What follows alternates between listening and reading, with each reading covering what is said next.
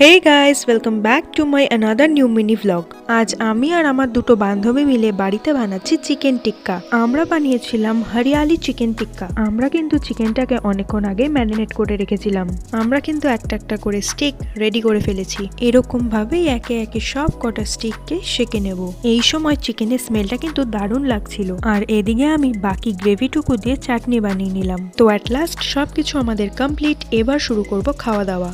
এই রেসিপিটা কিন্তু খেতে খুবই টেস্টি হয়েছিল। ফার্স্ট টাইম আমরা ট্রাই করেছি, আর তোমরাও ট্রাই করে দেখতে পারো। তো যাই হোক, আজকের মতন এইটুকুই। Bye bye.